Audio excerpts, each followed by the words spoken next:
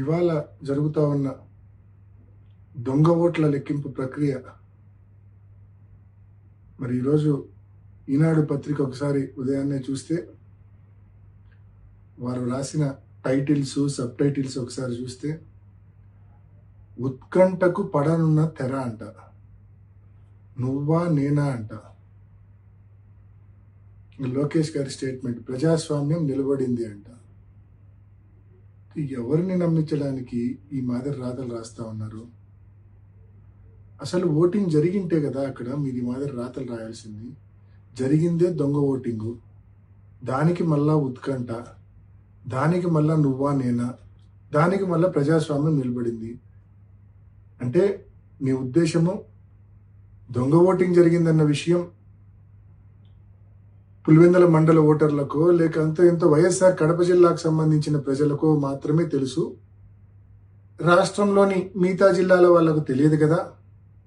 మన ఎల్లో మీడియాను అడ్డం పెట్టుకొని రాష్ట్రమంతా ఏదో నిజంగానే ఓటింగ్ జరిగింది, ఆ ఓటింగ్లో తెలుగుదేశం పార్టీ గెలిచింది అని చెప్పి మభ్యపెట్టచ్చు అని చెప్పి ఈ మాదిరి రాతలు రాయడము ఎంత అనైతికం అని చెప్పి నేను తెలియజేస్తా ఉన్నా.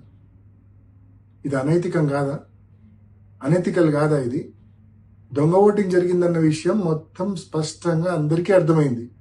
అయినప్పటికీ మీరు ఈ మాదిరి రాతలు రాస్తా ఉన్నారంటే మీ న్యూస్ పేపరు, మీ ఛానల్ ఎంత అనైతికలో ఒకసారి గమనించుకోవాల్సిందిగా, ఇంట్రాస్పెక్ట్ చేసుకోవాల్సిందిగా నేను మనవి చేస్తా ఉన్నా. నిజమైన పోటీ జరిగి ఒక 5 ఓట్లతో తెలుగుదేశం పార్టీ గెలిచినా కూడా వారికి ఎనలేని తృప్తి, సంతోషం ఉండేది, మాకు ఎనలేని బాధ ఉండేది నిజమైన పోటీ జరిగింటే. కానీ ఈ మాదిరి పోలీసుల సంపూర్ణ సహాయ సహకారాలతో వేలాది మంది తెలుగుదేశం పార్టీ కార్యకర్తలను ఈ 15 బూతుల దగ్గర పెట్టి, బూతులు ఎదురుగానే వాళ్ళని పెట్టి, మా పోలింగ్ ఏజెంట్లు లోపలికి పోకుండా అడ్డుకొని ఏజెంట్ ఫారాలు చించి, నిజమైన ఓటర్లు లోపలికి పోకుండా వాళ్ళ దగ్గర బలవంతంగా ఓటర్ స్లిప్పులు లాక్కొని లోపలికి వెళ్ళి దొంగ ఓట్లు వేసి, మరి ఈ మాదిరి జరిగిన దాన్ని ఎలక్షన్ అంటారా? దీన్ని ఎలక్షన్ అంటారా లేకుంటే ఇంకేమైనా అంటారా? మీరు గెలిచినామని చెప్పి మీరు అనుకోవాల్సిందే తప్ప ప్రజలు అనుకునే పరిస్థితే లేదు. ఎందుకంటే పాపం ప్రజలు ఓట్లు వేసింటే కదా మీరు గెలిచినామని కేవలం మీరు అనుకోవాల్సిందే. మీ దొంగ ఓటర్లు కూడా కనీసం మీరు గెలిచినారనుకోరు, ఎందుకంటే వాళ్ళతోనే మీరు దొంగ ఓట్లు వేయించారు కాబట్టి. పులివెందుల మండల ఓటర్లు అసలే అనుకోరు, ఎందుకంటే వాళ్ళతో ఓటే వేయించలేదు కాబట్టి ప్రతిపక్ష పార్టీకి సంబంధించిన పోలింగ్ ఏజెంట్లను లోనికి రానివ్వకుండా, అదేవిధంగా నిజమైన ఓటర్లను లోనికి రానివ్వకుండా చేసుకున్న దాన్ని పోలింగ్ అంటారా? ఓటింగ్ అంటారా? దీన్ని ఎలక్షన్ అంటారా? సో దీన్ని ఎలక్షన్ అంటారా లేదా అనే విషయాన్ని నేను మీ విజ్ఞతకే వదిలేస్తా ఉన్నా. నిజంగా ఇది అనైతికమైన ఎలక్షను.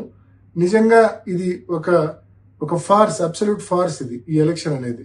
సో నేను వైసీపీ కార్యకర్తలందరినీ నేను మనవి చేస్తా ఉన్నా, ఎవ్వరూ నిరుత్సాహపడాల్సిన అవసరం లేదు, ఎవ్వరూ బాధపడాల్సిన అవసరం లేదు. వీరికి గుణపాఠం చెప్పే టైం మనకు కూడా వస్తుంది. కానీ ఆ రోజు మనం ఈ మాదిరి దొంగ ఓట్లతో కాదు, మనం ఎప్పుడూ చేసే మాదిరి నిజమైన ఓటింగ్తోనే నిజమైన ఓటర్తో ఓటు వేయించి వీళ్ళకు గుణపాఠం చెప్దాము.